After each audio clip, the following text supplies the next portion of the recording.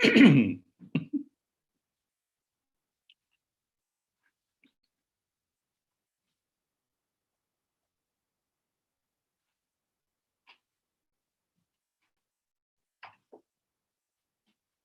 afternoon and welcome to the LSE South Asia Centre. My name is Nilanjan Sarkar and I'm the Deputy Director here at the Centre. I'm delighted to welcome all of you this afternoon to yet another Thursday event of ours. But today's is a really special commemorative event. It's a sort that in the 6 years that the South Asia Centre has been around at the LSE, we've never done one like this. It commemorates the centenary of the birth of the Republic of Ireland this year, 2021, which also, as it happens, coincides with the Government of India's celebrations for the 75th anniversary of India's independence.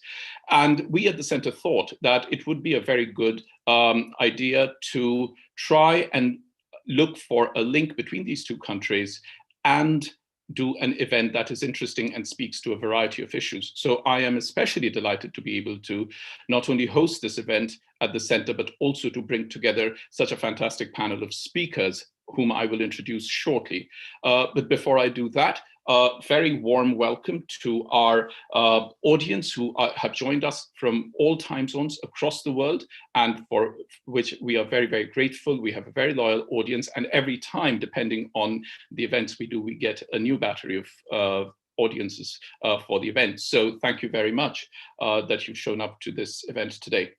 As you know, this event is actually being conducted via Zoom, but is being live streamed on YouTube. An unedited version of this event will be available as a recording from Monday on our Centre's website and in the events archive section. It will be unedited, so all of you can hear it exactly as it happened. The chat function on the YouTube website is now enabled. This is to allow members of the audience to ask questions. Please do ask questions as you would like. You are welcome to pose a question to an individual panelist. You're also welcome to pose a question to the entire panel if you would like to do so. I will read out the questions in the Q&A session, which will happen towards the end of this afternoon's event. And if you would like to tweet, then please tag us at SAsiaLSC, as also individual speakers who do have Twitter handles, and you will see all of them mentioned on the YouTube page when you look at the details that are put over there. I should add over here that in normal circumstances, an event like this would be happening on site at LSE, and were this event to happen on site, members of the audience at LSE have the right to ask questions to panelists without revealing their identity. In keeping with the spirit of that, when I pose questions to the panelists, I will not be mentioning the names of those who have posted the questions, though I understand that the names are visible on YouTube to others, but just to keep close to that spirit. Before I introduce the panelists this afternoon, I just wanted to say a few words about how this event came together, what are the kinds of discussions we had at the Centre, and how this kind of unique event, because something like this is not happening anywhere. I've made inquiries with other centres and institutes as well. What happened was that we were thinking of doing something to mark the centenary of Ireland, and it happened to coincide with the 75th independence celebrations of India as well, which the government of India has initiated this year. And it was not very difficult to find certain kinds of similarities between the two countries, both stemming from the fact that they were former colonies of Britain. There were several connections one could draw. One very easy one was focused on and surrounding Annie Besant and the Theosophical Society. Last year, we ran a series of talks on with the Fabian Society, and Besant was a Fabian herself. So that was one of the things that we considered. We considered the partition of the country, both Ireland and the Indian subcontinent, by the empire, and what its continuing consequences and impact is for this, for the world today. We considered famines, empire-made famines, and whether we could have a discussion around a theme like that. All of you would most definitely know that both Ireland and India have had empire-made famines, what is commonly known as the Irish potato famine, but is in fact the proper name is the Great Famine or the Great Hunger, which happened in 1845, and 1 million people or more died, which is the official figure. And of course, the Bengal famine in 1943, in which between 2 and 3 million people died. And this was right at the height of the Second World War. And these are amongst other famines. Interestingly, both the famines also have end dates. But of course, we all know that famines don't have end dates because the effects of the famines linger for much longer.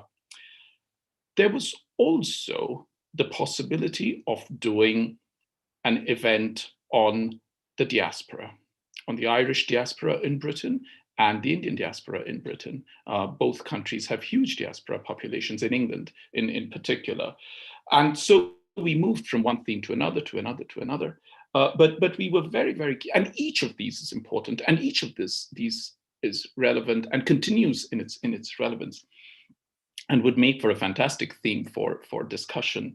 But we finally decided to go ahead with what is broadly referred to as internationalism, the interaction and the networks between politicians or activists or freedom fighters in these two countries in the interwar period, a topic, a theme that is relatively less known in India, in South Asia, and in South Asian discussions. In fact, after having announced this event, I've had several emails from people to say that they never knew that something like this even existed. So there's a lot that we're going to hear and learn about today as people who have not studied this in any methodical way, and how this global network in a pre-globalization age actually managed to function and function with a certain kind of effectiveness.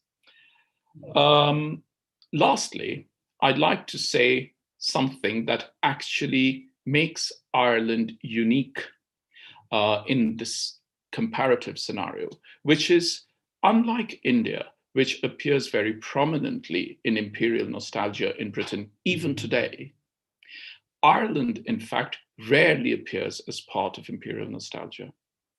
And it is rarely referred to or invoked, or evoked for that matter, even though there's certain very, very important developments, one of which I'll mention because we had a discussion last year about it in another event, because Ireland was Britain's first colony. And it's interesting that it does not appear in senses of imperial nostalgia. Quite the contrary, there is a lot that happens in the context of Ireland that is quite interestingly unfriendly, to put it mildly. The particular example I wanted to give was the question of eugenics. So we had a discussion last year about eugenics and the subscription that a lot of Fabians had with eugenics, in as much as they were Fabians, and several of them were also part of LSE. And this was part of LSE's 125 years. And this was, again, a series of discussions that we did at the center, and you will find it on our website. But I think everyone, every right-minded person today celebrates the right of women to control and have exercise control over their bodies when it comes to pregnancies. And Marie Stopes led the path in that by coming up with practices of contraception. But very few refer to the fact that when you read Marie Stopes's diary, it says very clearly that one of her biggest concerns for thinking and beginning to think on these lines was that she was very concerned that London would be overrun by the children of drunken Irishmen and sex workers. And that would lead to a spoiling of the culture of London, and therefore it would be useful to introduce contraception at a mass level. So the relations between England, Britain, Ireland are very, very interesting and can be taken in various directions. Having a discussion about Ireland and India can be very interesting for multiple reasons. I am not getting into the question of the Troubles, of the recent trials of British soldiers who have been charged with historic crimes, which have then been stalled, and so on and so forth. Now, it is my very pleasant duty to introduce the speakers this afternoon, and the order in which I'm going to introduce them is the order in which they will speak. They've all been invited to make initial remarks, and after that, my colleague, Dr. Martin Bailey, will, as discussants, start the discussion, and you can also ask questions, as I said to you.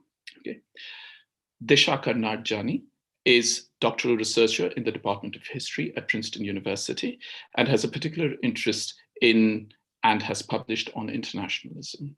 Disha will speak first, followed by Eunan Halpin, who is professor of contemporary Irish history at Trinity College, Dublin, and the author, among several books, of Spying on Ireland, British Intelligence and Irish Neutrality during the Second World War, which was published in 2008. Dr. Michele Louro is Associate Professor of History at Salem State University in Massachusetts in the United States, and is the author of Comrades Against Imperialism, Nehru, India and Interwar Imperialism, which was published in 2018, and also the co-editor of the League Against Imperialism, Lives and Afterlives, which was published in 2020. Dr. Fredrik Petersson is lecturer in history at Stockholm University and associate professor in colonial and post-colonial global history at Åbo Academy University in Turku in Finland. And his PhD research and publications deal with the League Against Imperialism. His doctoral dissertation, titled "We Are Neither Visionaries Nor Utopian Dreamers," Williamsburg, The League Against Imperialism and the Commentator, 1925-1933, was published in 2013, though today I'm delighted to say that he will speak on Ireland and India. Dr. Martin Bailey is Assistant Professor in International Relations Theory here at the London School of Economics, and Martin's monograph, published in 2016, is titled "Taming the Imperial Imagination, Colonial Knowledge and the Anglo-Afghan Encounter, 1808 to 1878. I will now invite Disha to speak. I will come back after Disha has spoken to introduce the speakers again for the benefit of those who will be joining this live stream in due course and may not have heard this initial introduction. But Disha, please speak now. You have about 8 minutes. Thank you for that introduction and for the invitation to join you all today. The history of internationalism in the 20th century is often told via the local. It is, after all, places that stand in for some of the most consequential moments in the story of how a world in which most people knew little more than their village or perhaps the local market town became one in which we can watch governments fall and football teams win on the other side of the planet. Spirits haunt these places. The spirit of Geneva, which described the humanitarian efforts enshrined in the 1864 signing of the First Geneva Convention. The spirit of Locarno, which described the interwar desire to keep the peace through international cooperation and disarmament. The spirit of Bandung, which described the feeling of uncertainty, possibility, and triumph by newly independent countries in Asia and Africa as they embarked on a project of remaking the world in the wake of European colonialism. But the long history of internationalism can also be told via other kinds of places, and they too are haunted. Port-au-Prince, 1791. Meerut, 1857. Dublin, 1916. Dien Bien Phu, 1954. Algiers, 1957. Gaza, 1987. Partition and its physical form in the barbed and biopolitical border structures the relationship between the international and empire, a brutal corridor that connects us to the 19th century and beyond. As we have seen as early as the 18th century, visions of internationalism and the projects they engender always emerge in a contested field. There are always competing ideas about what the best way might be to organize something like an international or global community, and what kinds of units make up that community. Historians have recently approached the study of internationalism as an invitation to examine its many forms. Among them, a project consciously and publicly enacted, or an ideology to be reconstructed, or a discourse to be mapped, or a mutable sign that appears everywhere we look.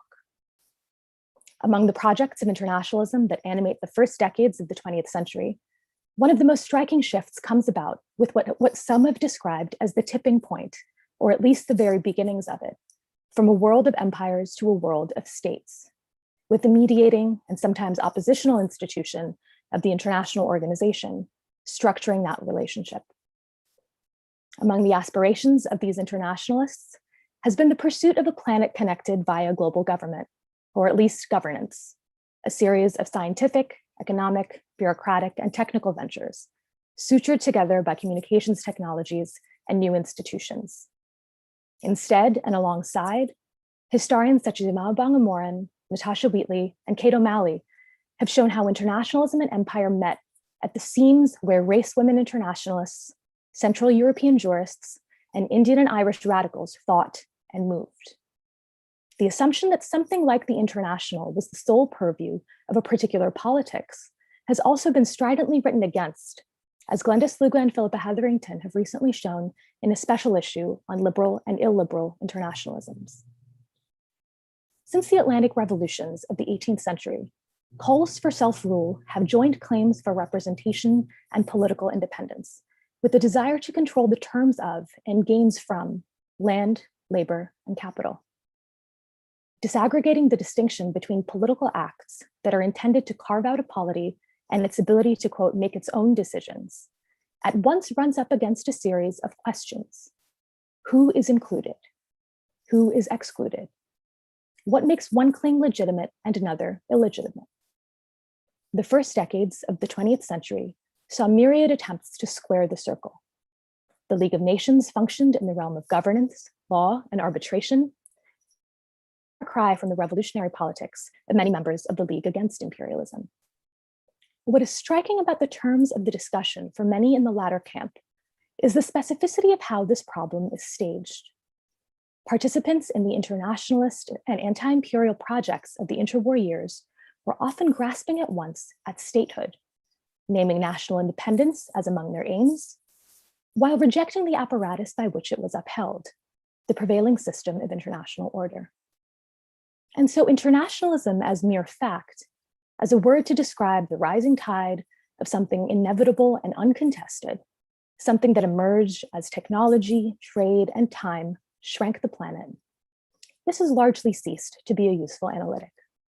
Instead, as our discussants will show, it is in sites of struggle and conflict that the stakes of what it meant to participate in an imperial system, in an international organization, or in a nation state came into view, refracted by the trans-imperial and international solidarities of the interwar years, and in the experiences of those who lived the convulsions of that world historical transformation. Thank you. Thank you very much, Disha. That was perfectly on time. May I now invite Eunan Halpin, who is Professor of Contemporary Irish History at Trinity College Dublin and the author, among several books, of Spying on Ireland, British Intelligence and Irish Neutrality During the Second World War. But Professor Halpin has another book that is coming out titled India, Ireland and Anti-Imperial Struggle, Remembering the Connaught Rangers Mutiny 1920, which is an co-edited volume with Jyoti Atwal. It looks like it's already been published, Professor Halpin. So that should be absolutely fine to announce. But please, may I now invite you to speak? You have about 8 minutes. Thank you. Thanks very much. And that collection of essays with Jyoti Atwal of JNU is being launched in the Irish Embassy in Delhi on, I think, the 2nd of November. It may be hard to get because the embassy actually sponsored it, so I'm not sure how it's going to be sold at all, but it'll be available through the Irish Embassy there. I'm very grateful to you for inviting me to take part in this. In some ways, there are other Irish scholars. My friend Emmett O'Connor, who's written extensively about Ireland, the Irish left, and the Comintern and so on. My former student Kate O'Malley, whom you mentioned, who could take part, Michael Silvestri, and Dr. Dara Gannon, who's just finished a postdoc on a big project looking at the Irish Revolution in international context. And in some ways, these are people who have done more, or in the case of Dara Gannon, who has recently been to India, to the Indian Archives, and I haven't been there since 2012. And of course, the Indian Archives leads me on to another weakness, I won't say peculiar to me, of studying nationalisms, other than I study them through the prism of British officialdom, and I study them through the medium of the English language. And it seems to me that one of the difficulties for all of us looking at at radical interconnections in the interwar period is the languages which we understand, and the separate one is the languages which the bureaucracies who are the best students and the best curators by far of revolutionary records, not only in the Irish context, but the secret police always look at the radical, and they're the only ones very often who keep a complete set of newsletters, of pamphlets, or whatever. So we are in some ways prisoner, if you like, of the imperial, the colonial, the controlling eye. And that's very familiar to students who work through the prism of British colonialism, because they keep their records well and they keep them in English. And even in Delhi, where I was briefly in the National Archives looking at India and Afghanistan, the point is I'm completely limited because I can only speak English. I don't have any of the languages of the subcontinent, nor indeed of the European continent to any degree. And that's a very important thing. And there is a fascination with secret police records, with intercepted messages and so on, which may give them a disproportionate importance in the way we assess these links. Because I could give you examples of the Irish case of people whom you mentioned, or who are often mentioned, like Madam Maud Gonn McBride and so on. That's one or two people who are prolific letter writers and prolific interconnectors in the radical sphere, but they carry almost no weight domestically, and they exercise no influence, for example, on Irish foreign policy, even after Eamon de Valera, who had been their associate, comes into office. So I think there's always a danger that we overemphasize the potential and the extent of the radical. And if I say nothing else, that's a point I'd make. Another point I'd make is how welcome it is to hear the name Pakistan mentioned in terms of discussing commemorations in the case of Ireland, Irish links with the Indian Revolution and so on, because it's in what is now Pakistan that by far the greatest Irish practical engagement as servants of empire was, whether it's as military, whether it's as police and so on. It's largely northern India, including what became Pakistan. On the military side, it's very, very largely northern India, where many hundreds, many thousands of Irish men operated as civil servants, as police, and so on. I move on. Probably the most hated single administrator in interwar India is an Irishman, a Catholic Irishman from Tipperary, Sir Michael Dwyer, who was Lieutenant Governor of the Punjab at the time of the Amritsar massacre. Undoubtedly the most hated policeman in Indian 20th century interwar discourse is Sir Charles Teagard, a graduate of Trinity College, Dublin, and an Irishman. He was succeeded by Sir Patrick Kelly, another Catholic Irishman. So we have to be careful to look only at the radical side of Irish interconnectedness with any other, if you like, colony or former colony or independence movement. And I think the problem is that the states themselves, the empire itself, looks so carefully at these links and curates their evidence on them so carefully that we tend to overemphasize them. Another point I'd like to make, if you mentioned diasporas in your introduction, if we look at the Irish diaspora in the United States, for example, there's some connectivity before, during, and after the First World War with Indian nationalists, particularly the Ghadar Party. But what's really interesting is the different way the American authorities treat those two movements. They let the Irish conspire with the Germans, they let them smuggle weapons, they do nothing. And yet Indian nationalists who do the same thing in the famous, what becomes the Hindus, this trial in San Francisco, the Indian nationalist movement is hammered at the same time by an American government which saw itself as anti-colonial. And we have to ask, how come there's such a difference between between the political experience, and this continues into the interwar period in America, where Indian nationalists and radicals are associated very much with communism and come under the sort of rudimentary surveillance of the American state in a way that Irish radicals, even Irish communists, don't. And I think there's a point which arises about a sort of a hierarchy of colonial peoples, where the Irish in America are in effect, they're white, they're very much connected to the law and order system and so on, and so they don't get persecuted in the way that Indian nationalists and radicals do. How am I doing on time, Chair? Because I will go on forever. You have about 5 minutes. All right. Okay. Can I pick up on another point you made rather than going through my point? You mentioned the issue of family planning and eugenics. Of course, the single greatest heroine, arguably, of birth control is a woman called Margaret Sanger, who founded Planned Parenthood in America. Now, who is she? She's the daughter of 2 Irish Catholic immigrants. I think she's the 7th of 10 children of that very poor family. And what's interesting about Sanger, as a great advocate, I don't think she went as much into eugenics, but of family planning internationally, is that she took no interest whatsoever in the Irish national cause, right?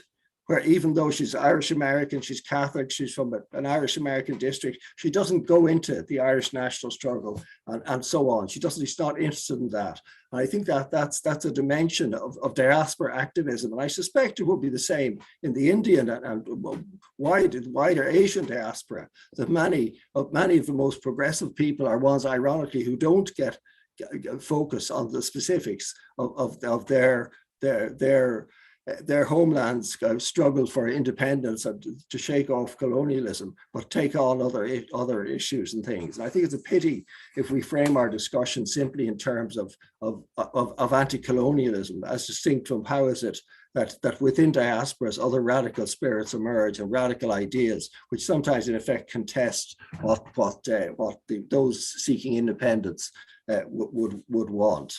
I think also, if we're looking for, when we bring Ireland into the discussion in relation to Asia generally, not just to India, there's very little mention. In 1918, an Irish missionary order was established called the Columban, initially the Maynooth Mission to China, now the Columban Fathers. And it took hundreds of young men from all over Ireland, including 2 of my uncles, one of whom was still alive, and sent them to Asia and to an extent to Africa, in order to bring the benefits of Catholicism to these to the benighted peoples who had their own religions and so on. So at the very moment, and it was also very much connected with the independence movement and anti-colonial in that sense.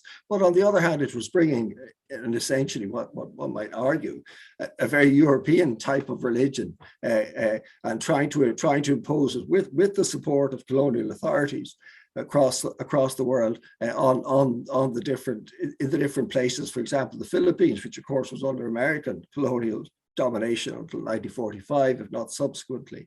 So I think, again, I think that I'm sure were you to look at India or Pakistan or any of Asian states that have emerged within their sort of narrative histories of anti-colonialism, but also of a kind of expansionism of their own, there are these kind of contradictory strands. It's not all one happy story or one unequivocally.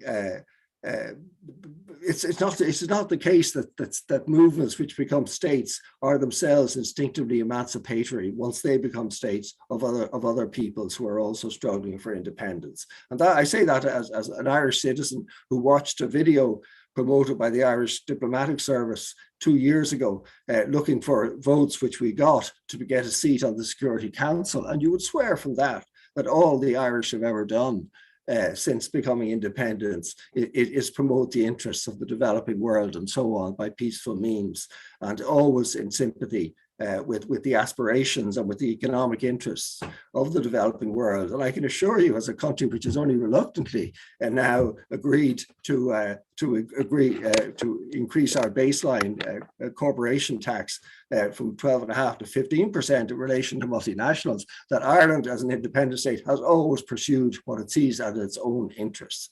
But it has always had the benefit, be it in terms of discourse with India and with Pakistan for that matter, which is never mentioned, that we are not seen as having been a colonizing power.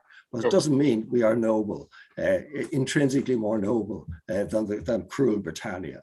Okay, I'm probably I've a number of other points I was going to make, but of course I've run out of time, so I'll stop there. That's absolutely fine. I'm sure there'll be time later in the event for you to come back and say more, including something that you mentioned in passing, which is of other radical ideas that bring about this sense of being anti-colonial that may be particular to Ireland, but may also have wider relational implications as well as connectivities. But for the moment, thank you very much, Professor Eunan. Thanks.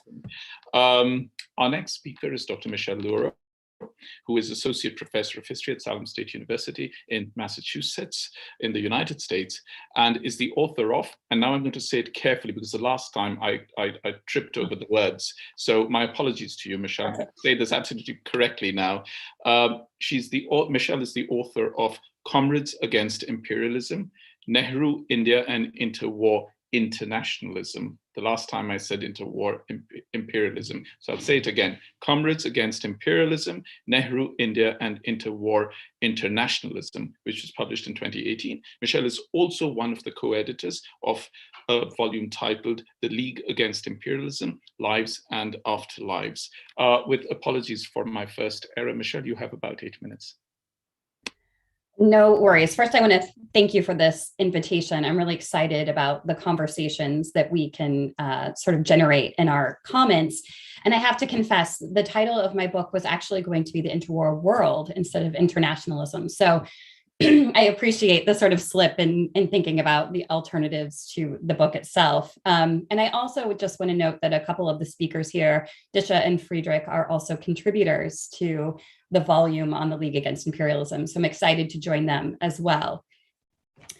I want to, I do have one disclaimer, and I'm going to try to go quickly here, in that I don't have a lot to say about Ireland, but I'm going to say a few things about India, and hopefully we can sort of use that to jump off. I want to begin today's comments with Nehru's first substantial book, Glimpses of World History, which was written between 1930 and 1933, and then published in 1934. And I found it to be, it's actually where my master's thesis began in the States. We, have a master's and then a PhD.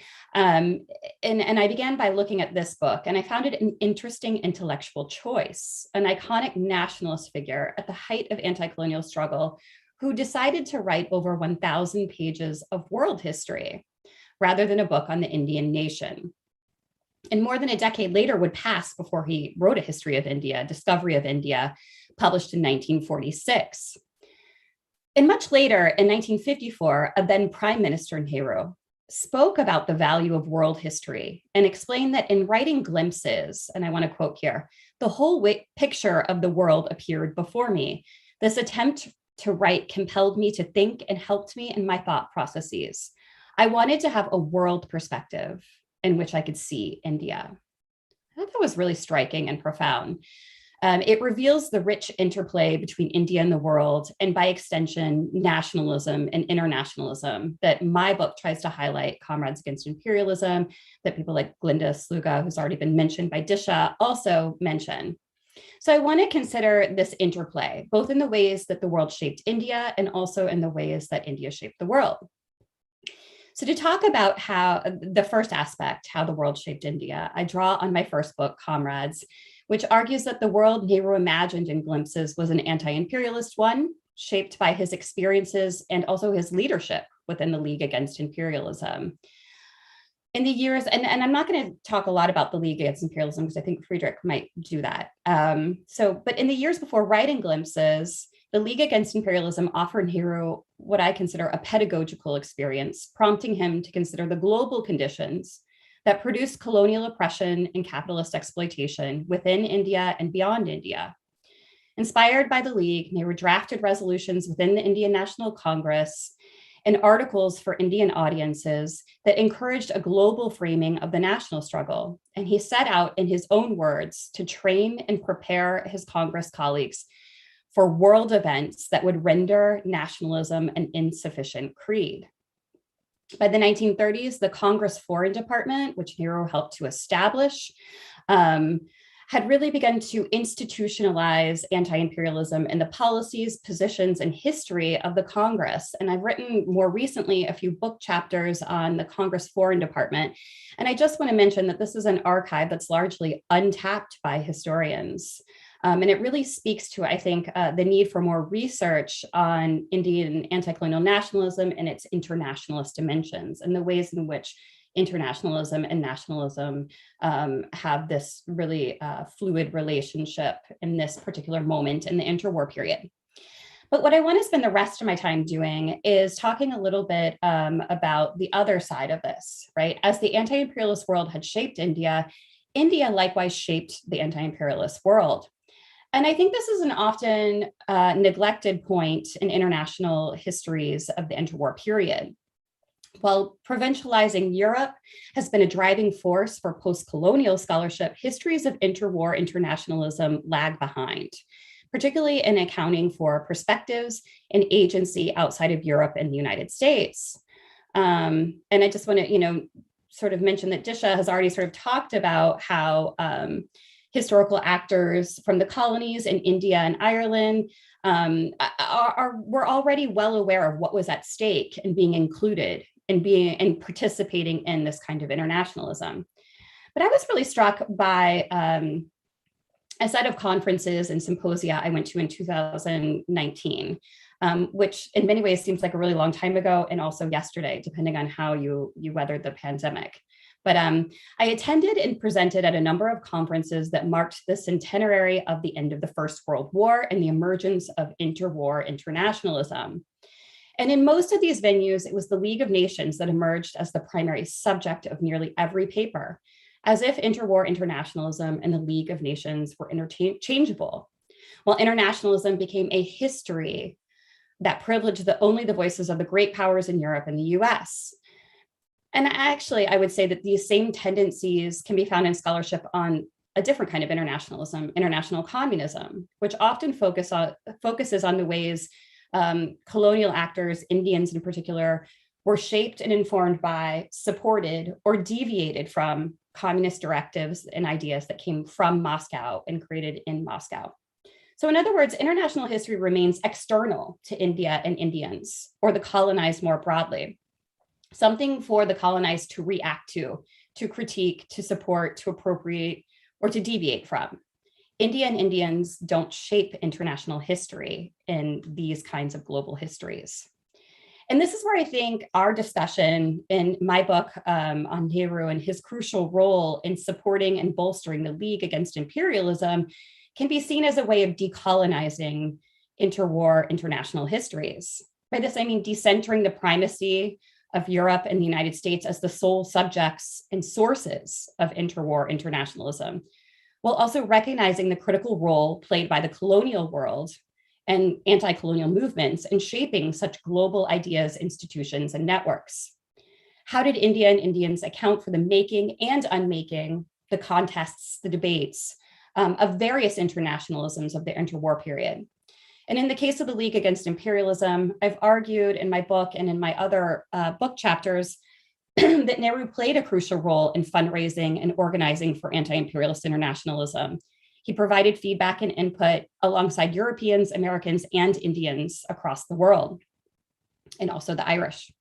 In the 1930s, he delivered speeches on the anti-imperialist cause across metropoles in Europe, and he traveled to the front lines of the Spanish Civil War in 1936 and China's wartime base in 1939 in order to build anti-imperialist internationalism and anti-fascist solidarities.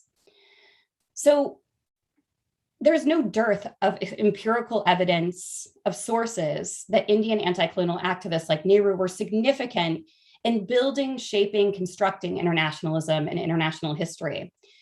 India was not external to interwar internationalism, rather it was central to it. And I think that's a really important point that we can think about in this interplay, is that it didn't go in one direction, shaping Indian anti-colonial politics, but rather Indians also shaped the world in internationalism. So in conclusion, I return to the opening passage from Nehru's Glimpses of World History and underscore his point. A world perspective is vital to rethinking anti-colonial nationalism. And yet I want to add here that an Indian perspective, likewise, is vital to rethinking interwar internationalism. Rather than mutually exclusive, nationalism and internationalism interfaced, and mutually, excuse me, mutually constituted histories of India and also the interwar world. Thank you very much, Michele. This is a point that I was going to raise later on in the discussion myself, because I am very new to this topic and I've been reading about it only in the context of this event. But I was also struck by why, even in India, internationalism and the League Against Imperialism is actually relatively quite unknown. And does not appear in syllabuses or books, etc., as easily as one would have thought would appear in India, even if it was for the sake of taking credit alone. But one is struck by it. It also ties up with something that I have to ask to Martin later on, because this whole idea of internationalism was actually something that I first heard from Martin when he was speaking at something a long time ago, but I will remind him of it later on. May I once again introduce Dr. Fredrik Petersson, who is lecturer in history at Stockholm University and is associate professor in colonial and post-colonial global history at Åbo Academy University in Turku in Finland. And his PhD research and publications deal with the League Against Imperialism. His doctoral dissertation, titled "We Are Neither Visionaries Nor Utopian Dreamers," Willy Munzberg, The League Against Imperialism, the Commentator, 1925-1933, was published in 2013. Fredrik has a PowerPoint, which he will share right now. Fredrik, please speak now. You have about 8 minutes. Thank you very much, Neil and Jan, and thank you also for the invitation. And now we'll try to do this as smoothly as possible. So just my idea today, and with this short address, is kind of like make some general points. I will do not go into specifics about the League Against Imperialism. They are more kind of like a framework. I would do some general points on internationalism, which I think Disha eloquently did already, but I will also give some examples of India and Ireland. I did some kind of archaeological excavation in my sources again to see if I could find any traces, but so I did, and so kind of like make some examples to give some food for thought on the general aspect of internationalism and empire. When I started to prepare for this presentation, I read a lot of literature, and I found that this one by Jessica Reinisch to be kind of to the point, what we're kind of talking about, interwar, internationalism and empire. And it's the second part here, that movement of people and their ideas, networks and imaginations across borders. Isn't that what it's all about? I thought, yes, I think it's all about connections, contacts, relations, networks. But the question is, what kind of connections, contacts, relations, and networks are we talking about? So this is kind of like has been and is my focal point of interest. But this is also a question of methodological challenges while we address an idea and topic as internationalism. So, and then I try to boil this down, because I think there's a kind of differences in the interpretation of internationalism as a vocal critique against empire. And meaning, how can we understand this? And how shall we do it? And for against, as it is the case today, it's the national independence movements against the British Empire, India and Ireland, for example. When we also talk about internationalism, which has also been mentioned already by Michele and Disha, and we talk about internationalism in the case of proletarian or revolutionary, meaning communist internationalism. But then we also talk about the anti-colonial and anti-imperialist internationalism. And I think, are they one and the same? No, I would say. Because I think the anti-colonial and the anti-imperialist movements are also connected to the idea of national independence. So there you have the kind of the quotation of internationalism versus nationalism, or are they connected? I really think that is a question we can continue talking about when Martin gives his comments. And I think also internationalism and empire, is it a contradiction in itself? Well, we can perhaps talk a bit about that. And I always know that when I talk, the time runs really fast. So I will skip part of this and go to the point. When I did research in Moscow in the Comintern archive, I came across this photograph, which I kind of find really illustrative of what we are actually talking about today, internationalism and empire. This is a photo taken in 1924. It's in one of the educational units sponsored by the Comintern. It has one really famous person standing in the back row, Ho Chi Minh. And seated, you find the Japanese communist Sen Katayama. The photo is located in his personal collection in the Comintern archive. I think this is kind of like captures the whole idea of the transnational world of internationalism, because we have to include the transnational aspect when we talk about internationalism, meaning connections across borders or above, below, and so forth. So I use this case as anti-colonialism and anti-imperialism are two different things, but they also share the idea of a transnational world of internationalism.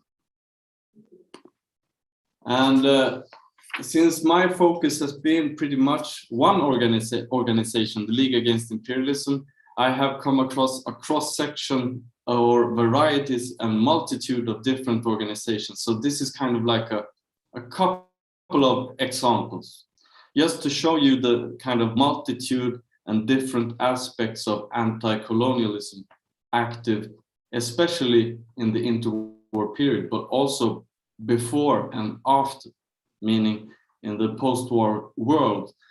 I do not intend to discuss each and every one. I just wanted you to show the scope and scale of it. So this is organizations and associations, movements. Then we also have kind of campaigns and propaganda against empire. I think that the focus centered campaigns of Hands of China, Hands of India, Hands of Nicaragua, Hands of Abyssinia, and so forth are really interesting kind of vocal expressions and protest against imperialism. But they are also internationalist in scope and character because they attracted a lot of attention on an international scale. And as Michele is well aware about, the Nehru Defense Committee is really prolific in this case, I would say, and I have there suggested also plays, which Disha talked about, meaning it originated first as an idea in London, then it was discussed in Berlin in 1929, it was authorized in Moscow, and then it went back again. So there you have the connectivity. And I also included the Scottsboro trial because it, as I found in my sources, there were discussions both in Ireland and in India, and as well as in London on how shall we deal with this Scottsboro trial case, and how can we build and mount propaganda against it, against US imperialism and so forth. And I cannot completely avoid my focal point of research, the League Against Imperialism. And here I wanted to show you kind of how this organization developed over time. I called it transfers and transformation. And from a chronological point of view, it began in 1926 with the League Against Colonial Oppression. It was founded at a meeting. There were about 50 people there. They decided to organize a congress, which happened in 1927 in Brussels. They had a second congress in 1929 in Frankfurt am Main, which turned out to be a real catastrophic event, meaning you had the communist members accusing the non-communist members. For example, the Indian delegation were labeled as social fascists, because as reformists and so forth. So there were a lot of contradictions and sectarian tendencies also in the League Against Imperialism, especially as it was dictated by the communists in Moscow, the Comintern. And we will not go into all the ideological shifts and turns of that. But as I found out, after the League Against Imperialism was dissolved in 1937, it split in two: the Colonial Information Bureau and the Center Against Imperialism, which lasted until 1948 and became part of the Congress of Peoples Against Imperialism, which is also a global international organization. And that was then transformed into the Movement for Colonial Freedom, which lasted between 1954 and 1970. And in the period of that, you have the Bandung Conference in Indonesia in 1955, and the development of the non-aligned movement. And then in 1970, it shifted name again and called itself Liberation, and is still active in London. I have never spoken to anyone active in Liberation about this model. I do not know if the reactions would be that positive, but I don't know. I haven't talked about with anyone in Liberation about this. So I see that India and Ireland are like agents and agency against the British Empire. Of course, they were. And as was introduced by Nilajan, it's the centenary of Irish independence and also 75 years of independence for India. And here we have an example of this, a picture taken from the communist paper Arbeiter Illustrierte Zeitung in 1929. It's coincided with the arrest of the Meerut prisoners, but also of the Simon Commission, which was intended to investigate how can and if should India achieve some kind of level of independence. Of course, it was heavily criticized by the socialists, but especially by the communists.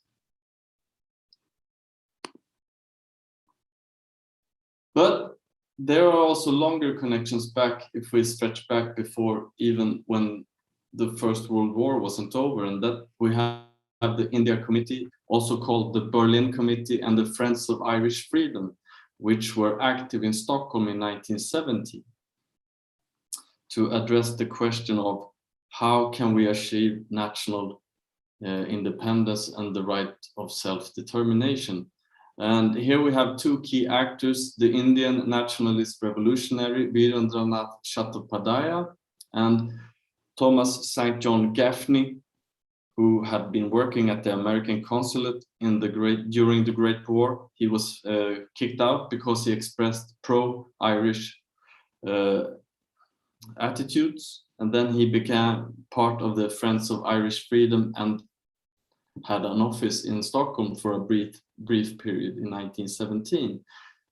They shared the office. They complained about not having any money, which is quite usual when it came to this kind of activism. But what I thought was kind of interesting and intriguing when it came to this is that when you talk about anti-colonialism and internationalism, the one thing that connects is the common goal of self-determination and national independence. So internationalism is also a kind of nationalism in a sense.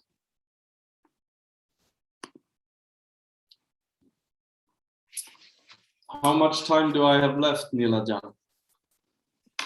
You had 2 minutes remaining about 5 minutes ago. Yeah, thank you very much.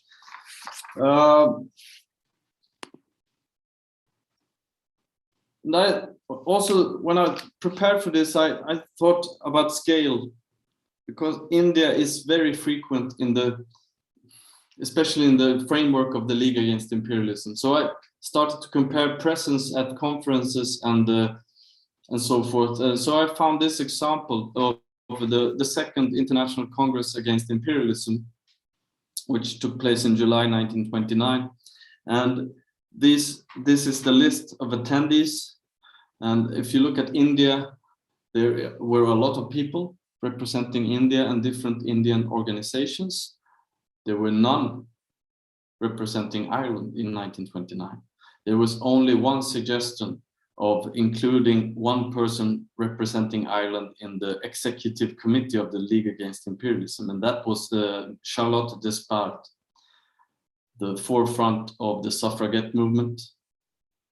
She was quite old at this point, but that was the only trace I found, which I kind of found intriguing still, because when we move ahead, I skip Nehru this time because Michele has talked about Nehru a lot.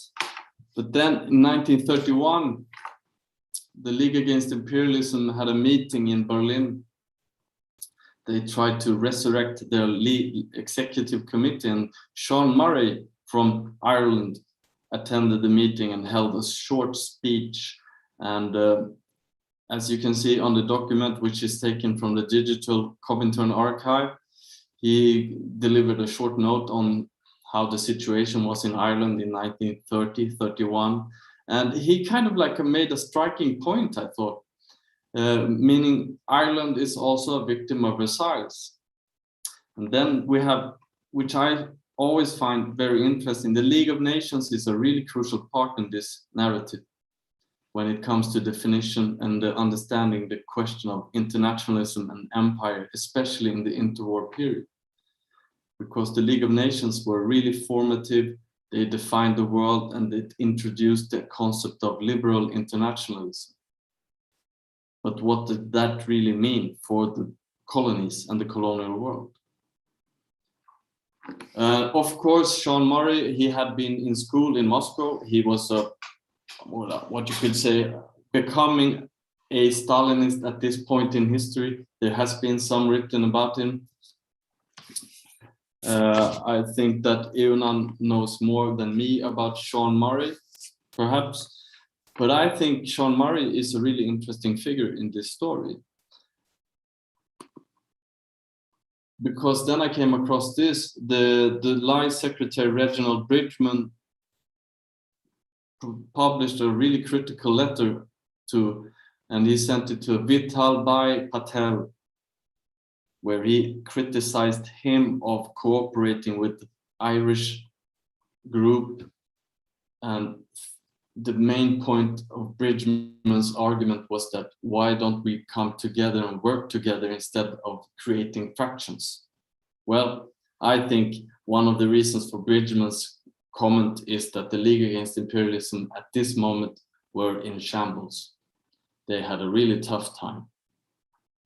But that kind of really makes the point, I think, that considering scale again, because these groups were so marginal in some cases that they needed to cooperate to make some kind of impact. So the more fractionalized the internationalist movement, meaning anti-colonial movements, were in the interwar period, the lesser impact they could make. Well, it's just an idea and a thought I had. And another thing that Reginald Bridgman protested against was that the Irish government didn't want to let the mother of one of the accused of the Scottsboro trial travel to Ireland and talk about the Scottsboro case. So there you also have this inclusion in this kind of mix or blend, that there are different issues that are traveling around on a global scale. The question is which one wanted to address it. Patel wanted to address the Scottsboro case, but they couldn't be allowed in a public arena in Ireland in 1931. So there's so many different aspects that I found interesting. And to conclude, this is a document that I found in Moscow also. It's in the papers of Georgy Dimitrov. This is kind of like the final report on the League Against Imperialism. After that, it was dissolved. But this is 1936. And again, if we compare the scale of interest, India, quite a lot of visions and ideas. It's what was authored by Ben Bradley, the Life Secretary, meaning that he said that the League gives all support it can to the Indian organizations in Britain, because the contacts with India were kind of not that functional at this moment. We will not go into that. But when we see, on the other hand, on Ireland, the mere thing the League Against Imperialism could do was to say that they supported the Irish Republican Congress. So I don't know, it's really difficult to say that Ireland and India were one and the same. They were not, but they still had common features in this idea of internationalism. So the internationalism of this is that the two were critics against the British Empire. But hopefully we can continue this discussion. And I think I will conclude here. And thank you very much. Thank you very much, Frederick. That was really very, very interesting and very interesting and engaging archival documents and photographs. And I'm sure we will come back to several of the issues that you mentioned in passing in that very richly illustrated talk of yours. Could I just say here, for the benefit of the audience, that if you would like to ask any questions, then please do ask them through the chat function on the YouTube page. May I now invite my colleague, Dr. Martin Bailey, who is Assistant Professor in International Relations Theory here at the London School of Economics. Martin is the discussant, and he will also make his own comments and initial remarks. Martin's monograph, which was published in 2016, is titled Taming the Imperial Imagination, Colonial Knowledge, and the Anglo-Afghan Encounter, 1808 to 1878. Martin. Thank you very much, Neil and Jan. And it's a real pleasure to be here on this panel this afternoon on such an important topic. I'll try to keep my comments as brief as I can. Just by way of sort of opening vignette, on the 30th of November 1929 in New York City, there was a meeting held to commemorate the death of Lala Lajpat Rai, killed a year earlier by police baton charge during protests against the aforementioned Simon Commission's proposals for constitutional reform in India. A keynote speaker at the event was Sarojini Naidu, the Indian poet and then president of the Indian National Congress, a sister of Virendranath Chattopadhyay, and a major campaigner for Indian independence.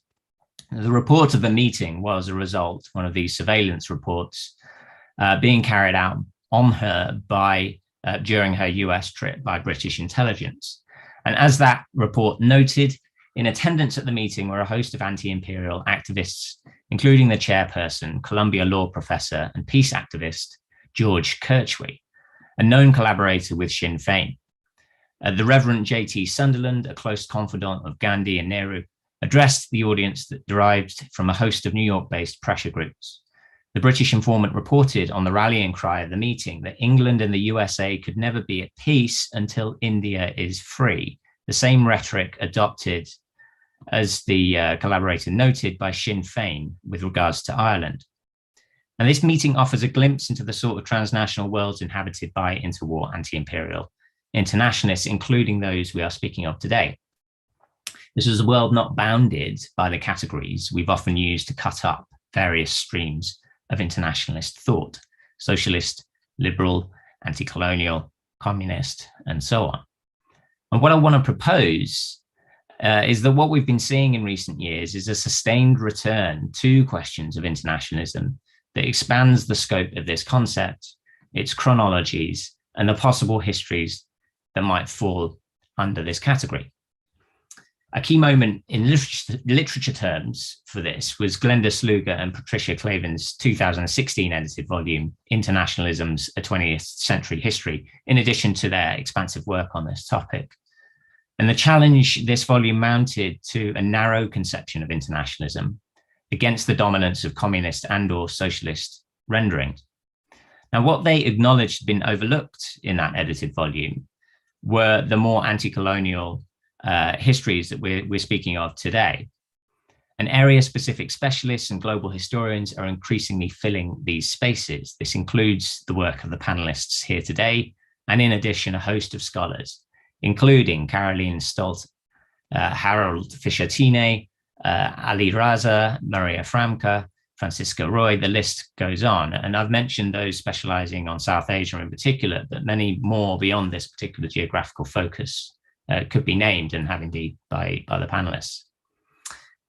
Is it an exaggeration to say then that we are seeing the emergence of a global history of internationalism from below, a move from the ideals to the institutions and now to the practices of internationalism? And I use this phrase from below, and I think, you know, we could acknowledge that a lot of the people we're looking at are also elites, but there seems to be a different kind of style to the internationalism's histories of that we're seeing today. And I'd hold up Tim Harper's recent Underground Asia as a major text in this movement, alongside Michele Louro's Comrades Against Imperialism. And then Disha and Michele's comments have both hinted at this kind of this style of writing the history of internationalism. But what does this discussion in particular tell us about this vein of emerging research? A few reflections follow, and then perhaps I could ask a couple of questions. Firstly, with regards to Ireland, India, and the new international histories of the interwar period, these tend, as Michele has already noted, to decenter the story of this interwar period, including a move away from stories of imperial reform and its institutional manifestations, for example, in the League of Nations. New spaces of internationalism open up, to adopt Ole Buch Lawson's terminology and to echo Disha's comments.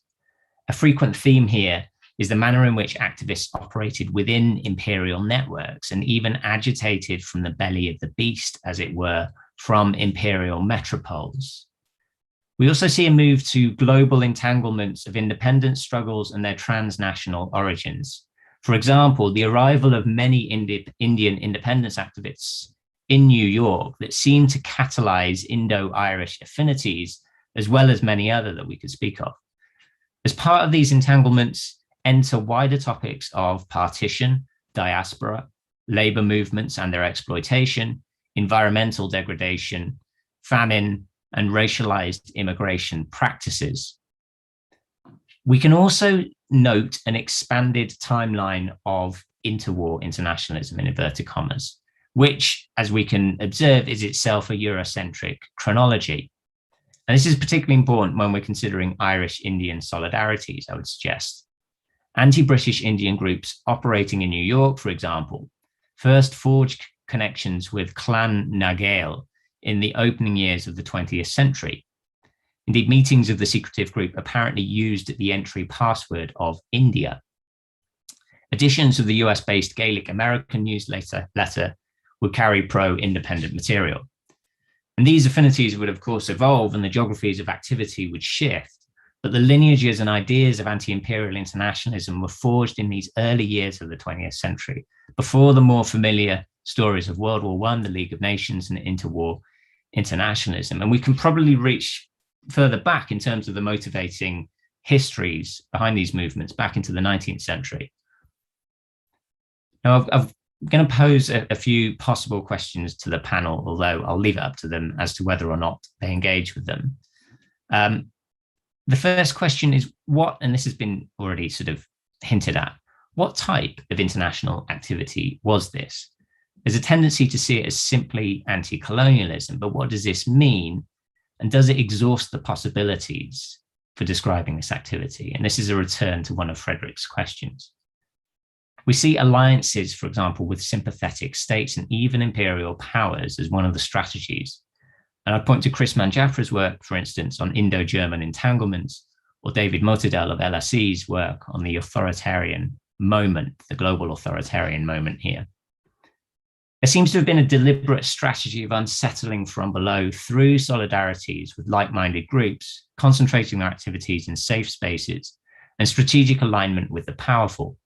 Germany features in this story on the Irish side, for instance, the Easter Rising of 1916, as well as on the Indian side, for example, with the aforementioned Hindu-German conspiracy, as it was known, shortly after 1916.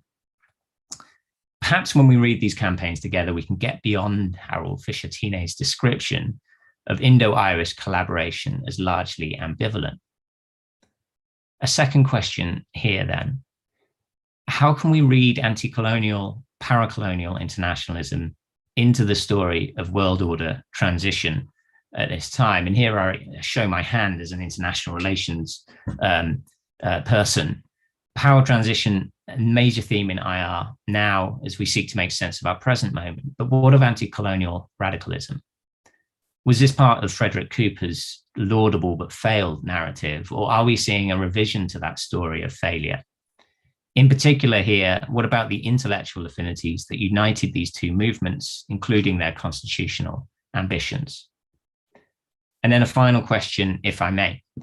What are the enduring legacies of these relationships, if any? This seems particularly important as we reflect on this important moment in Irish and Indian history today. Thanks very much. All right, thank you very much, Martin.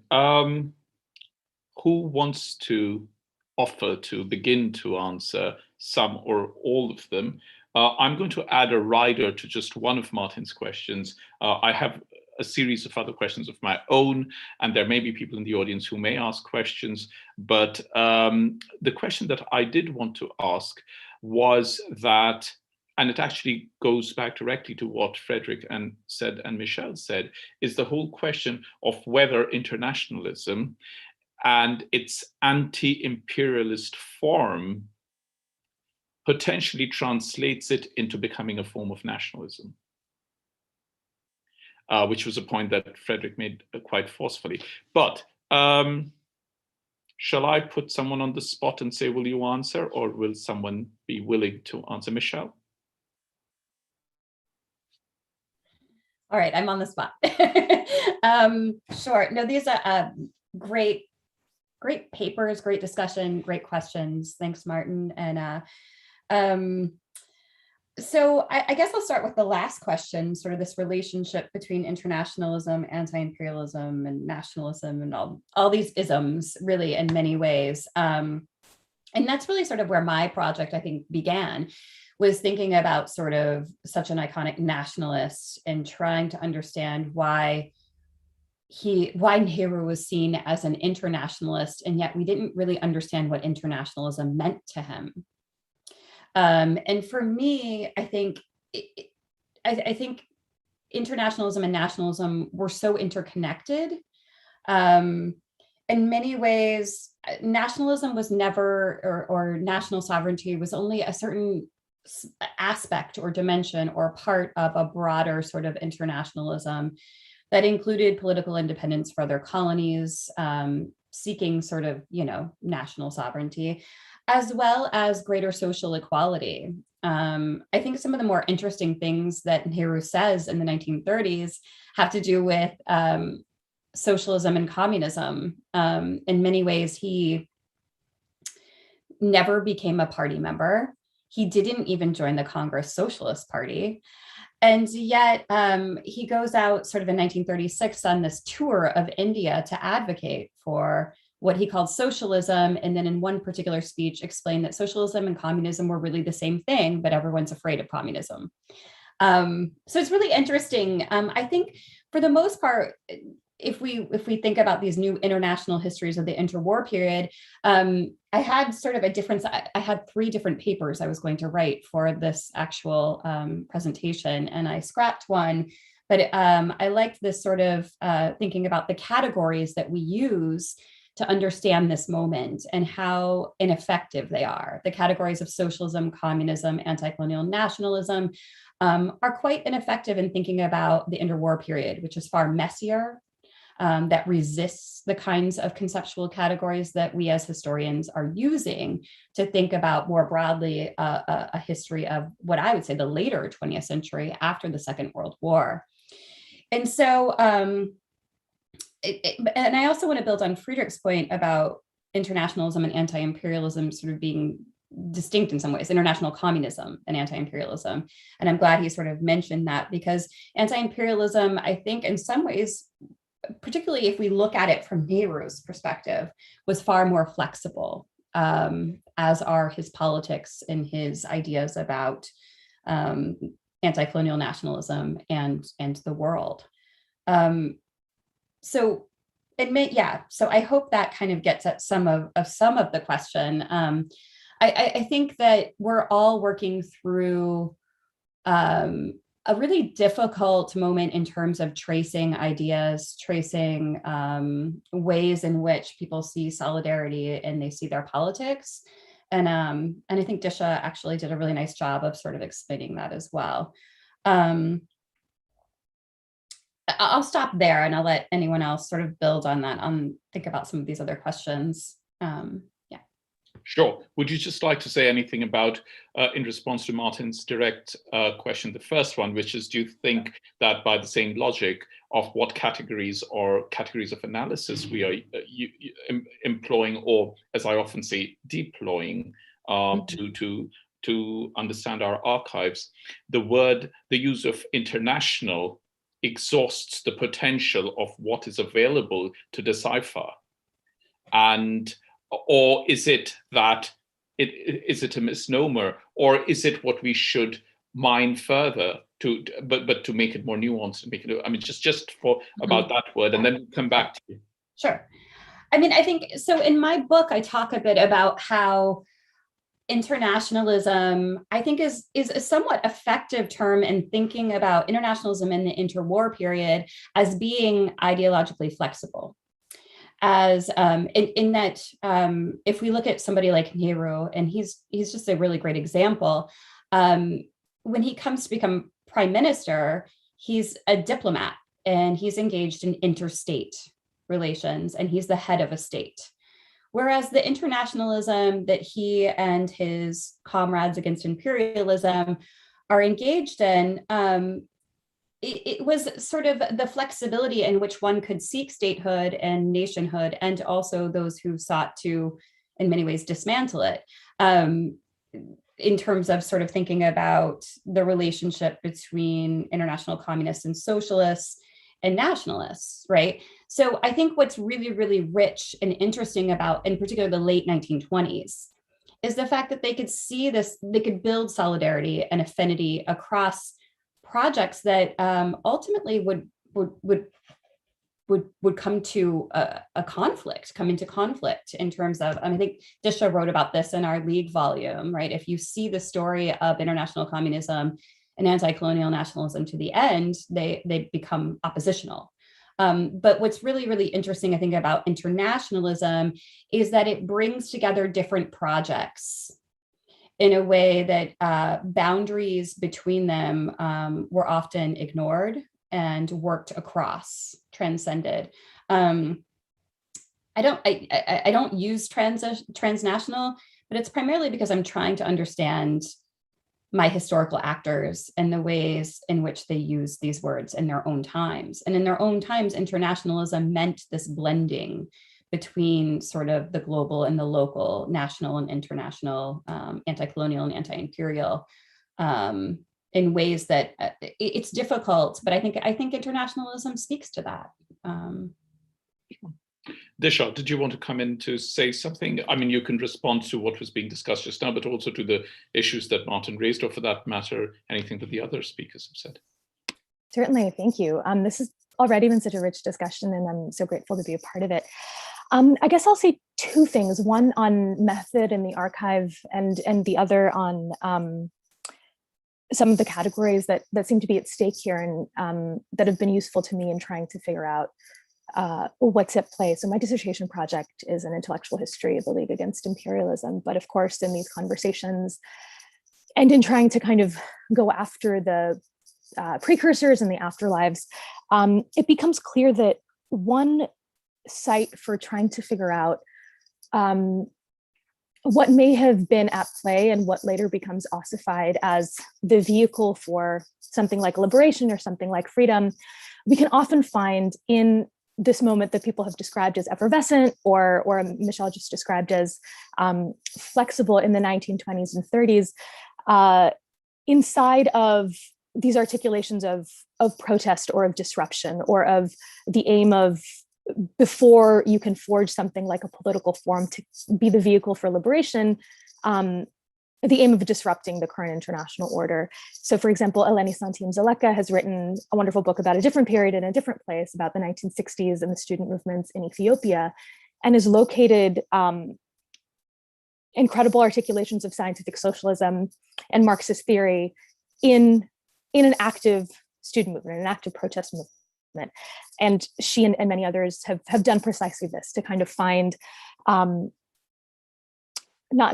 sort of read ideas and indeed political theory inside of these movements. And so, for instance, if you look at a play staged in various English cities by the Red Players and the Red Megaphones in the 1930s about the Merit trial, then they have a number of calls to the audience. They would perform this sort of in public squares, and they would say things like, housewives, trade unionists, factory workers, by the strike, by the boycott, disrupt the very machine that's at stake in support of those on trial in Merit.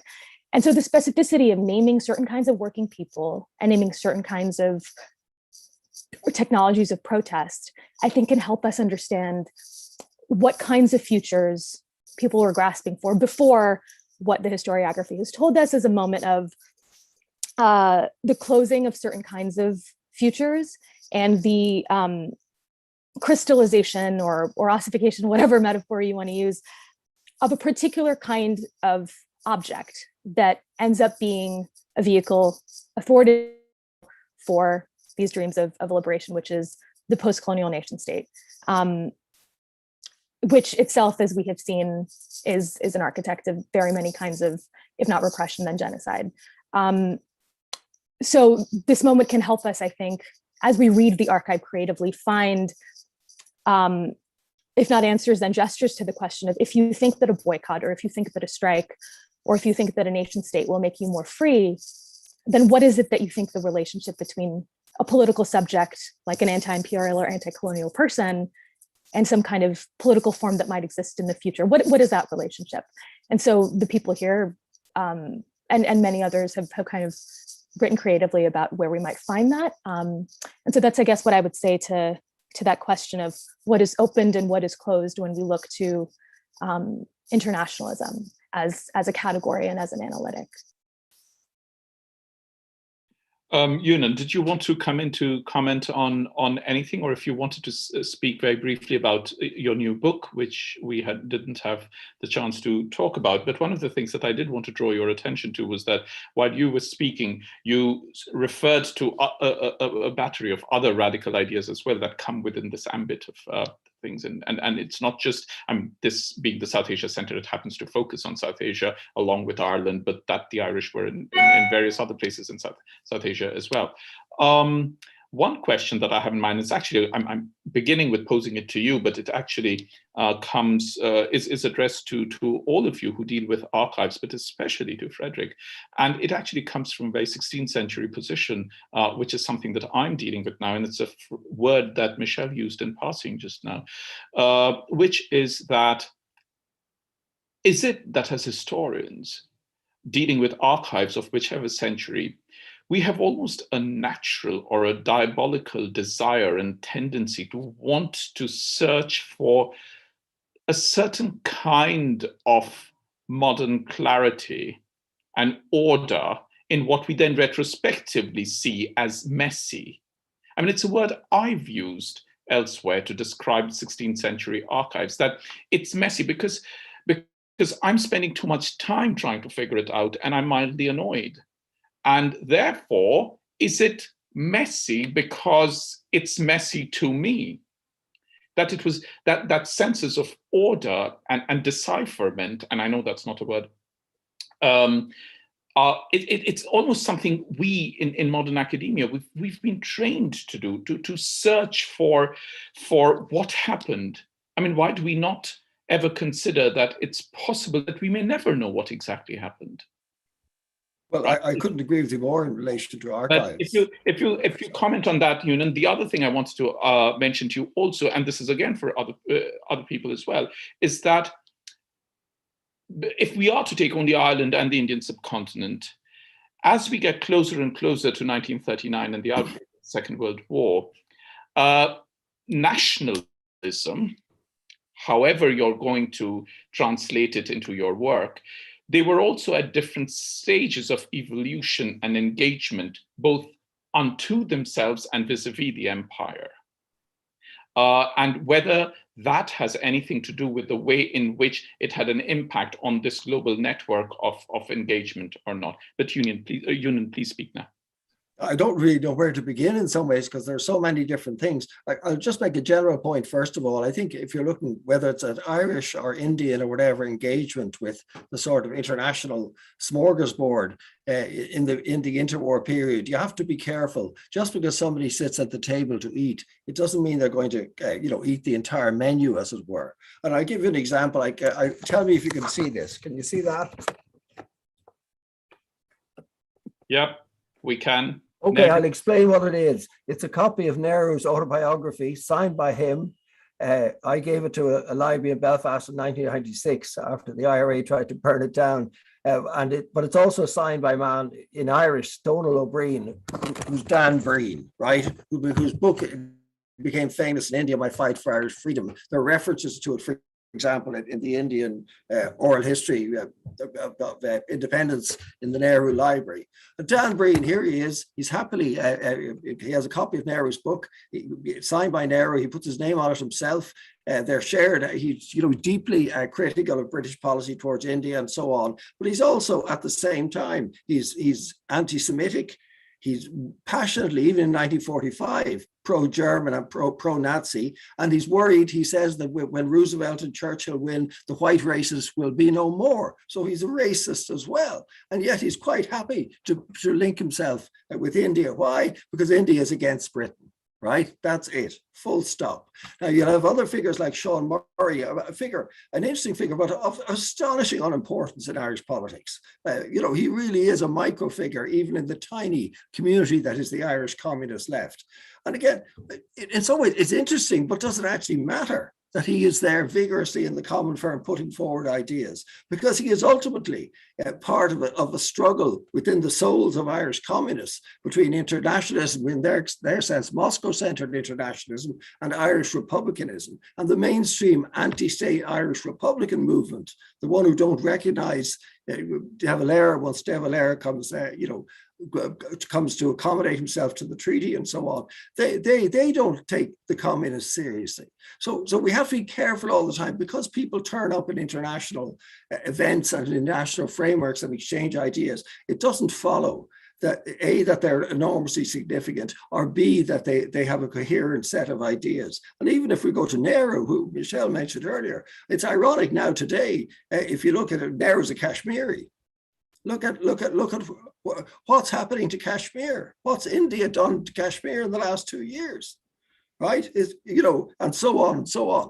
So I really think, even though Nehru has a much more coherent worldview in power than most post-colonial political leaders do, I think by far, although he's shattered, when India and China go to war, he can't understand it because of his intrinsic attachment to the idea that peaceful post-colonial states will always cooperate.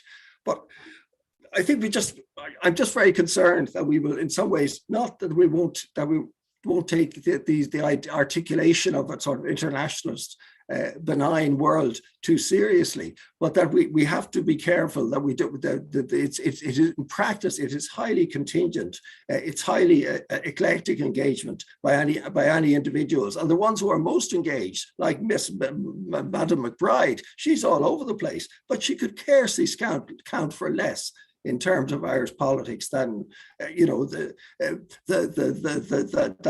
a penniless peasant in the west of Ireland. So just because you hit it, in some ways the World Wide Web has made this phenomenon more familiar, where anyone anywhere can be, in a sense, be a celebrity, because you'll find them on the internet, so they must be important. And to some extent, be that the Commentary Archive, which I don't know, be it the League of Imperial Archive, which I don't know, or British archives, and some extent Indian and American archives, which I do know, just because you're in them doesn't mean you're important, and it doesn't mean your ideas are consistent and coherent, and the movements you represent.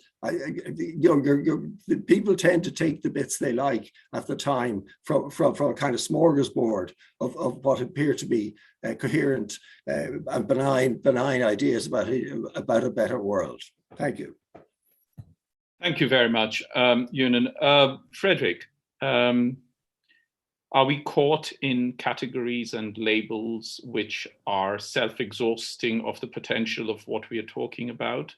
Or No. are we blighted by the use of our training? No, definitely not. I think, first of all, we always think in categories, right?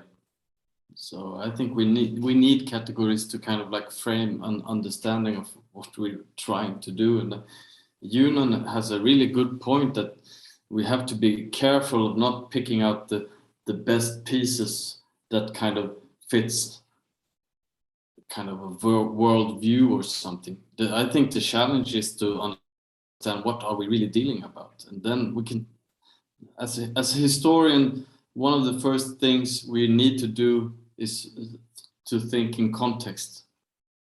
Why and how was this produced, and under what kind of situation? And I've come to an understanding in the recent years, actually, about thinking more about individuals and who they were and why they were active. Kind of like trying to trace individuals, and this is kind of like the way I would like to pursue the future for anti-colonial studies, actually, to look at the active individuals and the settings they were active in. For example, which I think Michele has really done a really good job on Nehru.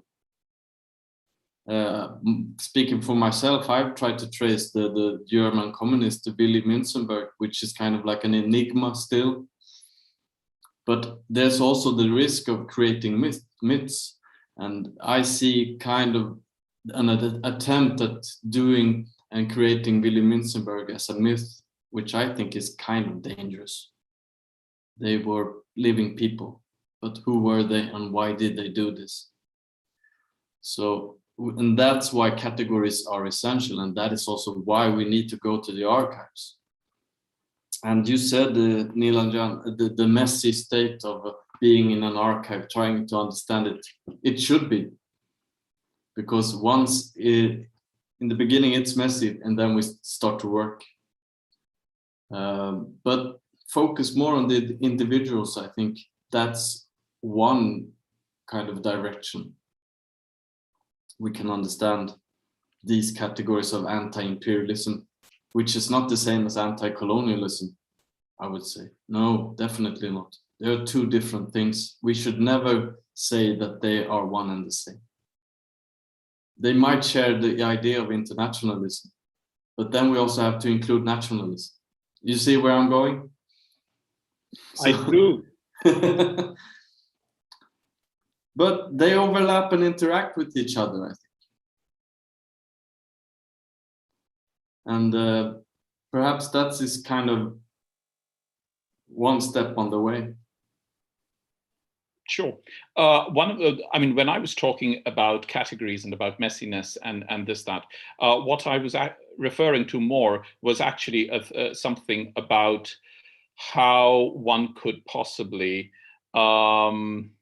it actually came from something that Michele said about using the category of transnational, and whether or not that is simply more contemporary, no doubt more nuanced, because as we move ahead with, in our own times, and we evolve our own language and expression to create more nuanced categories because we think that the other ones were chunkier and were more rough cut, can we then retrospectively deploy something like transnational, which comes with a lot of nuance, but may not be entirely or exactly, but partially applicable to a certain period in time? That's one. The other thing is about messiness is that it is not always possible to find coherent individuals to focus on.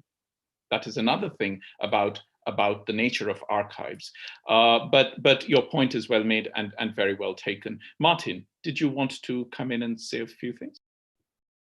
I was just going to add a kind of theoretical, maybe methodological point on this. As someone who's more in social sciences, I find it fascinating when historians grapple with these questions, because we're grappling with similar questions. On the categories that we identify in the archives, I suppose there is an attitude to social kinds that we could adopt here, which is more agnostic about those categories. So instead of a substantialist kind of ontology of there must be different types of internationalism, or there must be different types of thinker, or there must be different types of organizations. We could adopt a more relational attitude, which suggests that actually what we're seeing here are processes of territorialization and re-territorialization of different ideas and social kinds. And I think that this is something that's definitely occurring in the interwar period, and is occurring more broadly across the opening decades of the 20th century as various thinkers, groups, activists, and states and empires sought to figure out what their place in the world was going to be amidst a series of global cataclysms. And then there's also the fact that, I mean, picking up on Frederick's point that, you know, if we focus more on individuals and this biographical sort of approach to studying internationalisms, which I think has a lot going for it, the fact that many of these individuals were, you know, necessarily strategic in the groups and ideas and sort of movements that they associated with. Sometimes this was necessary to find a safe space and, you know, a community within which to operate, particularly those that were seeking kind of colonial imperial state persecution and surveillance. But, you know, we shouldn't be surprised at these kind of strategic alignments and a sort of, you know, a defensive redefinition of what the world could be in future. And I think that a lot of the work and the comments that have been raised today hints at that. All right, we have gone slightly over time, but anything that any of the speakers would like to ask one another in the context of what has been said, or to make any kind of closing remarks? Shall we start with Disha this time around? Sure, and apologies for my technical difficulties earlier. I suppose I wanted to ask a question about something that we haven't necessarily discussed explicitly, which is how we might go about teaching this or talking about it in our wider circles. I know many of us do teach undergraduates or supervise graduate students, and I wanted to ask how you might approach this, particularly because of all the complexities and methodological questions that even, you know, this short discussion has brought up. I'd be very curious to hear if you have thoughts on that. And in closing, just thank you so much for the invitation. Martin, did you want to say how one could possibly teach this? Disha, if you have any solutions, please let me know. I mean, I'm currently teaching convening a course on international political theory, and when we get to these thinkers of the anti-colonial tradition and the decolonization moment, I encourage my students to remember to pay attention to the individual histories of the thinkers that we're reading. So remember that someone like Benoît Kumar Sarkar was moving through many different spaces, moving through Europe, associating himself with what would later become fascist ideas. He was a proponent himself of these ideas in Germany and Italy, as well as moving through the anti-colonial networks at that time of the East and West Coast in America, and of course the anti-colonial networks that found safe spaces in the East Asia. So we can read Sarkar as an anti-colonial, but what does that really mean in practice? We find, as Frederick pointed out, and as Eunan pointed out, you know, very conflicting ideas within these individual biographies. And what does that tell us about the way that we think historically about theory?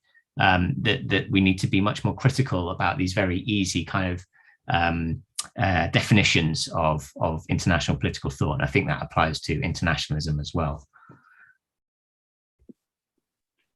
I have a point here also in relation to Disha. It also, I live in Sweden, I teach at Stockholm University, and the way of thinking history in general in Sweden is framed along the national idea, meaning it's always the nation, it's the focus. So when you start to address ideas like we've been talking about today, the students are like, what are you actually talking about? Has this happened? And so that's the first challenge, I think, just to have to break it down, that we do not have to look at the nation as the focal point when addressing a phenomena as the colonial era or the imperialism or the anti aspect of this. So I mean, you have to kind of experiment, I think. But first challenge the nation, the idea of nation, I think. It's a good starting point. This is beginning to get marginally revolutionary. I can't resist saying it. Can I just say that because of this event, I ended up reading about Virendranath Chattopadhyay, whom I did not know. I mean, you know, my specialism is in 14th century Persian sources. I'm very far removed from all this. And I did try to get in touch with Nirod Barua, who has the book on Virendranath Chattopadhyay, who lives in Berlin. But it was just, he lives in Bonn, but it was just very difficult because he's not on email and so on and so forth. So it just didn't work out, but it would have been wonderful. As we did, since Martin mentioned him, we did try to reach out to Chris Manjapra as well. Michele. Wow, I feel like I spoke too soon and now all of these amazing things have sort of come up. I want to say first that I want to give a plug to Disha, and Caroline Stolte and I are working on a world history connected volume on how to teach anti-imperialism. And so it's a teaching focus sort of thing. So I love that question. I'm not quite sure what I'm going to write yet, but I know that, I mean, I teach the archives, and the League Against Imperialism archives are digitized, or at least like a small portion of them, at the International Institute of Social History. So teaching archives themselves, how they're constructed, what they reveal, what they don't reveal, I think is really important. And it speaks to that question, right, about searching for clarity and order in the archives. And I agree with Friedrich.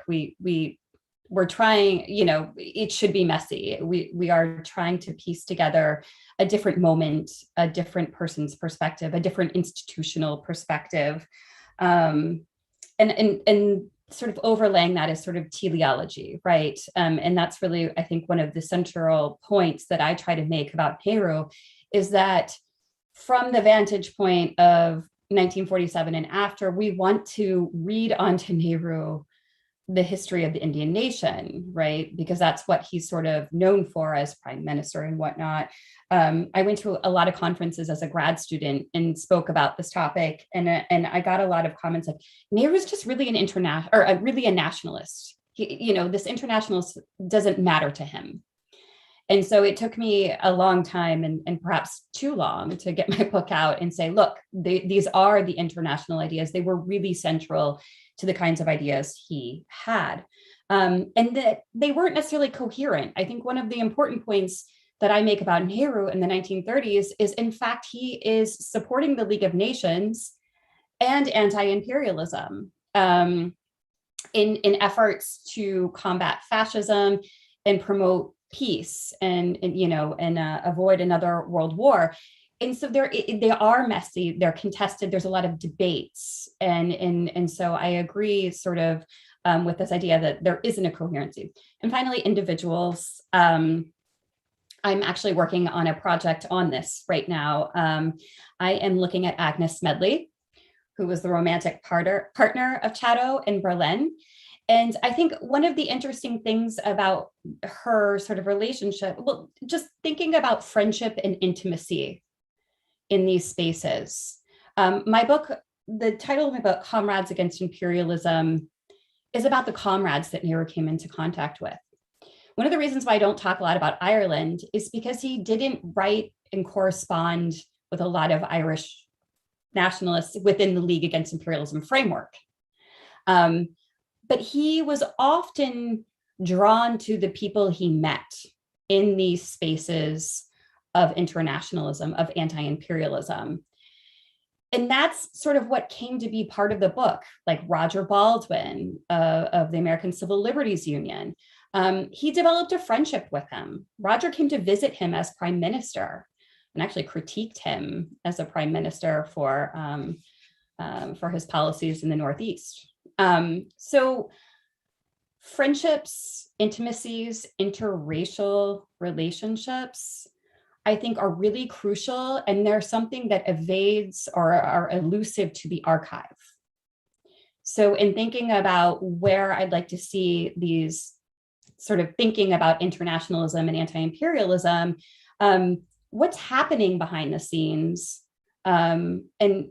for example, Agnes Smedley, who's Chatto's partner, doesn't go to the Brussels Congress, but yet she gave up her studies at university in order to help support it.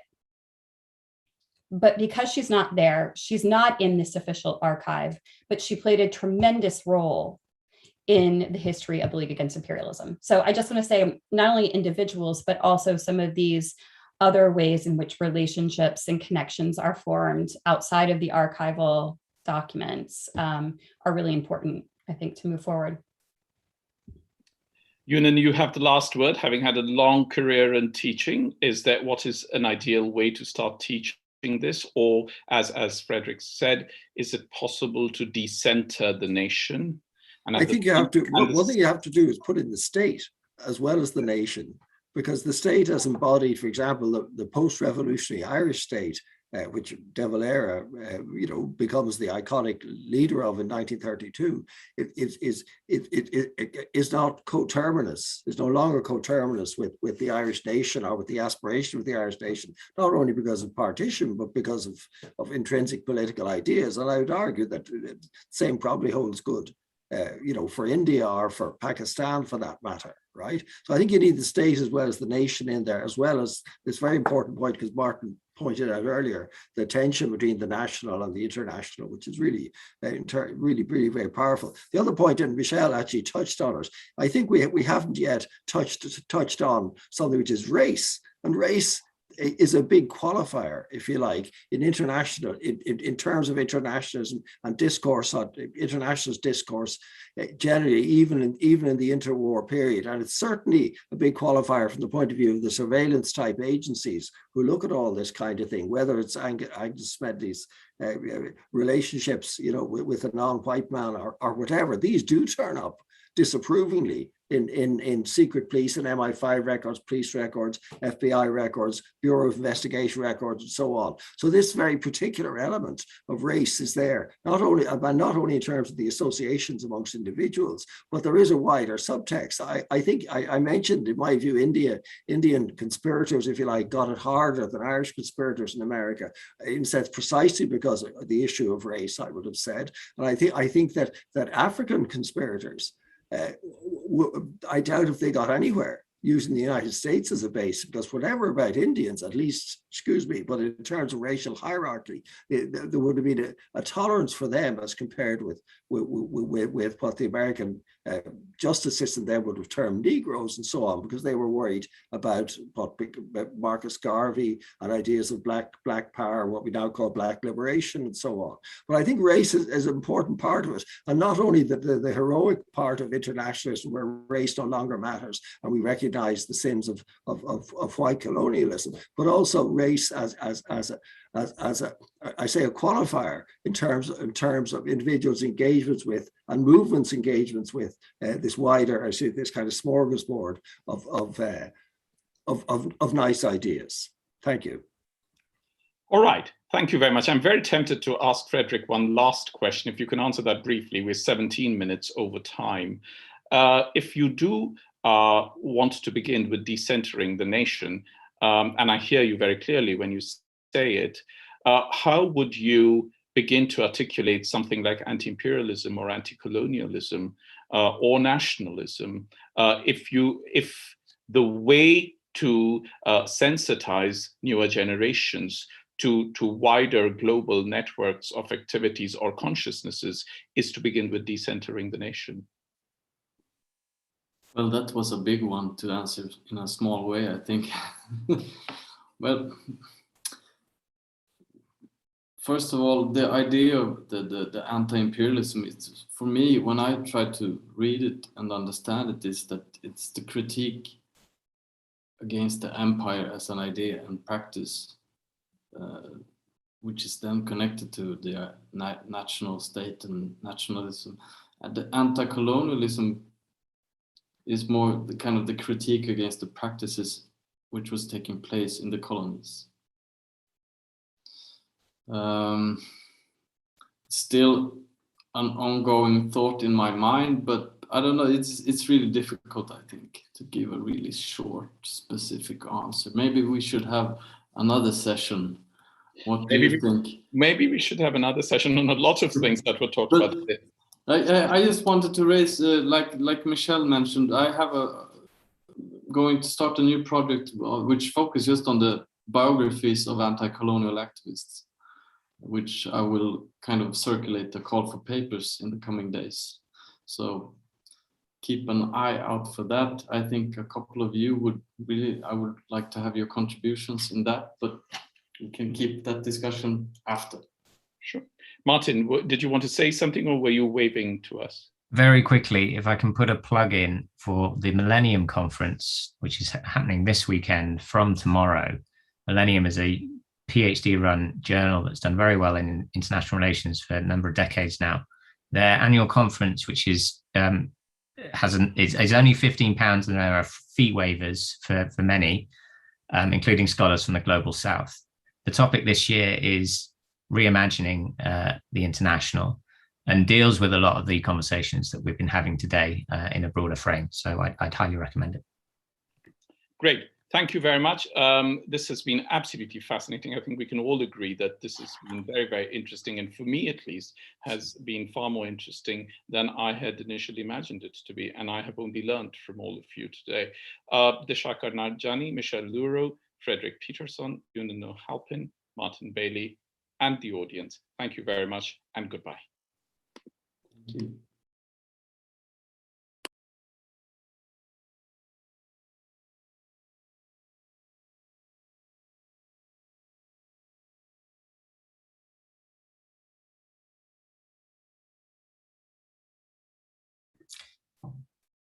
Hi, everyone. I didn't know if we were supposed to leave or stay. I thought we were supposed to stay. All right. It's good seeing you all. And this was really great. Fantastic discussions. Take care.